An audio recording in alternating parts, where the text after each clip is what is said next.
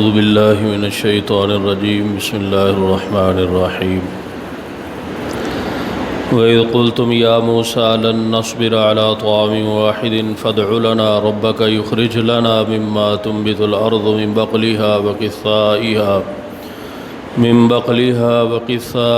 وفومها وعدسها وبصلها قال تستبدلون الذي هو أدنى بالذي هو خير اهبطوا مصرا فإن لكم ما سألتم وضربت عليهم الذلة والمسكنة وباءوا بغضب من الله ذلك بأنهم كانوا يكفرون بآيات الله ويقتلون النبيين بغير الحق ذلك بما عصوا وكانوا يعتدون صدق الله العظيم۔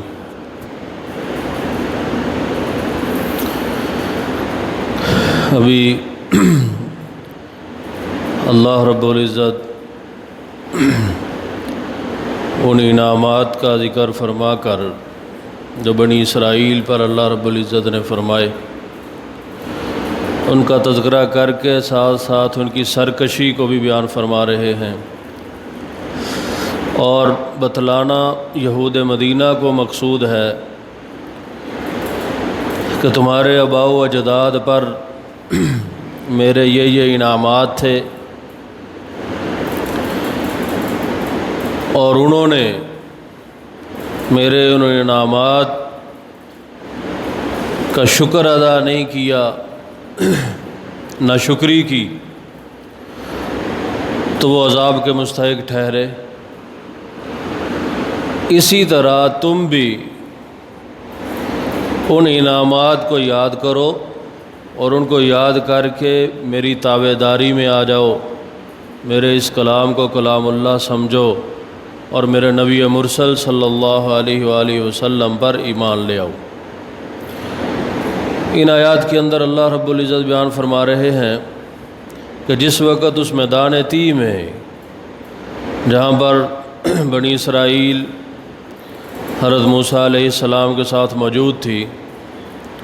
اور ان کو من اور سلوہ دیا جا رہا تھا بغیر مشقت کے، وہ اللہ کے رزق سے مستفید ہو رہے تھے، تو انہوں نے موسیٰ علیہ السلام سے کہا کہ موسیٰ، ہم یہ من و سلوہ کھا کھا کر تنگ آ گئے ہیں، ایک ہی قسم کا کھانا کھا کھا کر ہماری طبیعتیں بوجھل ہو گئی ہیں، آپ اپنے رب سے دعا کیجئے کہ وہ ہمارے لیے زمین کی سبزیاں، دالیں اور پیاز وغیرہ جو ہے اس کا انتظام فرما دیں۔ تو حضرت موسیٰ علیہ السلام ان کو فرمانے لگے کہ کیسے بد دماغ اور کم عقل لوگ ہو کہ کتنا عمدہ کھانا اللہ رب العزت تمہیں بغیر مشقت کے عطا فرما رہے ہیں، اور تم عمدہ کو چھوڑ کر ادنا اور کم درجے والی چیز جو ہے اس کا مطالبہ کر رہے ہو، اور اگر وہ تمہیں میسر ہو بھی جائے تو وہ اس کے لیے تمہیں مشقت کرنا پڑے گی، کام کرنا پڑے گا، زمین میں کاشت کرنی پڑے گی، اس کے بعد وہ چیزیں تمہیں میسر آئیں گی۔ اور جو چیز اللہ رب العزت تمہیں بغیر مشقت کے اور اتنا عمدہ کھانا وہ عطا فرما رہے ہیں اور وہ تمہاری طبیعتوں پر بوجھل پڑ رہا ہے۔ تو بنی اسرائیل نے جب ضد کی اور اس بات پر بضد ہو گئے کہ نہیں، ہمیں تو یہ ترکاریاں چاہیے، یہ دالیں چاہیے، زمین سے جو اگنے والی چیزیں ہیں وہ چاہیے، تو حضرت موسیٰ علیہ السلام نے فرمایا اگر تم اپنی اس بات پر ضد کر رہے ہو تو پھر وہ تمہیں یہاں اس میدان میں میسر نہیں ہوں گی، پھر تمہیں فلاں جگہ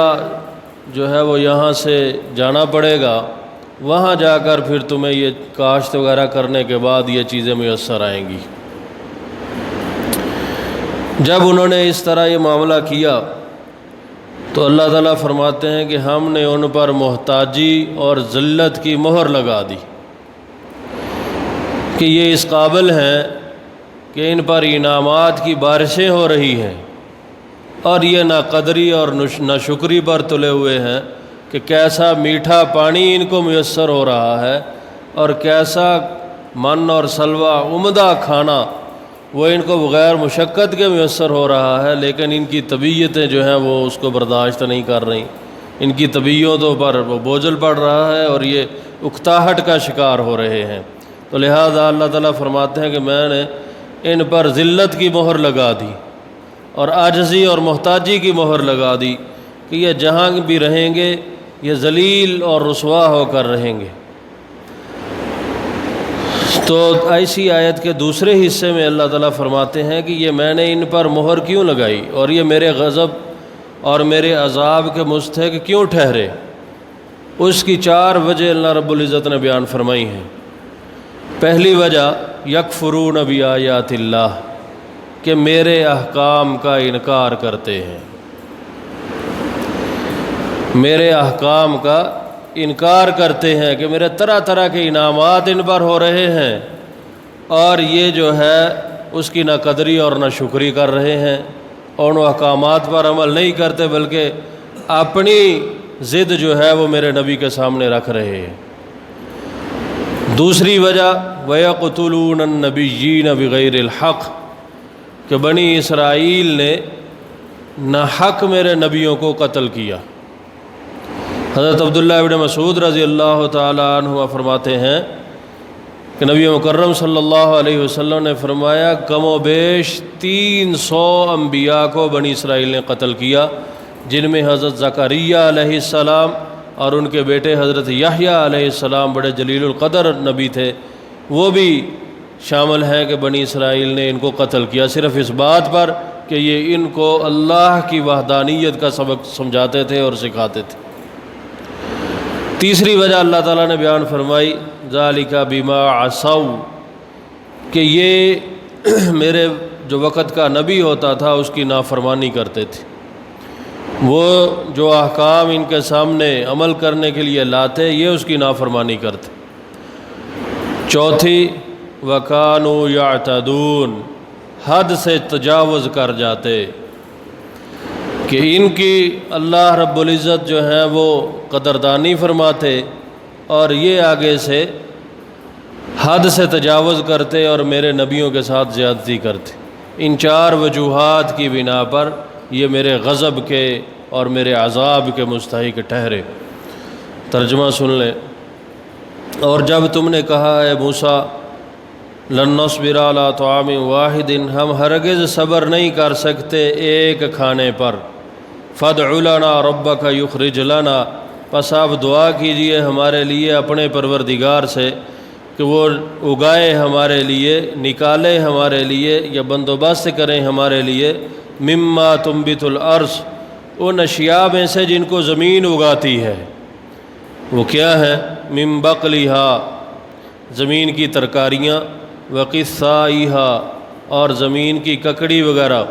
وفومھا، اور زمین کی گندم، وعدسھا، اور زمین سے نکلنے والی دالیں، وبصلھا، اور زمین سے نکلنے والا پیاز۔ قال تستبدلون الذی هو ادنی بالذی هو خیر، حضرت موسیٰ علیہ السلام نے فرمایا کیا تم تبدیل کرنا چاہتے ہو اس چیز کو جو کمتر ہے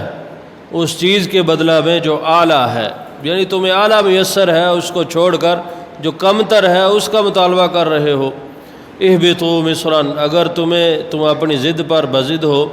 اہبطوا مصرا، اترو پھر کسی شہر میں، یہاں سے نکلو، فإن لکم ما سألتم، پس بے شک تمہارے لیے اس شہر میں وہ ہوگا جو تم نے مانگا۔ وضربت علیہم الذلہ والمسکنہ، اللہ تعالیٰ فرماتے ہیں کہ ان کی یہ بے بنیاد سوالات اور بے بنیاد میرے وقت کے نبی کو تنگ کرنے کی وجہ سے لگا دی گئی مہر ان پر ذلت کی اور محتاجی کی۔ وباءوا بغضب من اللہ، اور وہ مستحق ٹھہرے اللہ کی ناراضگی کے اور اللہ کے غضب کے۔ ذالک بانہم کانوا یکفرون بآیات اللہ، اور یہ جو اللہ تعالیٰ کے وہ غضب کے مستحق ٹھہرے اس کا سبب کیا تھا؟ اس کا سبب یہ تھا کہ بے شک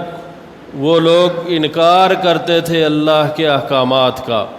وَيَقْتُلُونَ النَّبِيِّينَ بِغَيْرِ الْحَقِّ، اور قتل کرتے اللہ کے نبیوں کو ناحق، ذالک بما عصوا وکانوا یعتدون، اور یہ بسبب اس کے کہ انہوں نے نافرمانی کی اور حد سے تجاوز کرتے تھے۔ اللہ تعالیٰ سے دعا ہے کہ اللہ رب العزت ہمیں صحیح معنوں میں نبی مکرم صلی اللہ علیہ وسلم کی اتباع نصیب فرمائے، اور ایسے لوگوں سے یا ایسے لوگوں کی صف سے ہمیں محفوظ فرمائے جو اللہ کے غضب کے اور ناراضگی کے مستحق ٹھہرے۔ وآخر دعوانا الحمد للہ رب العالمین۔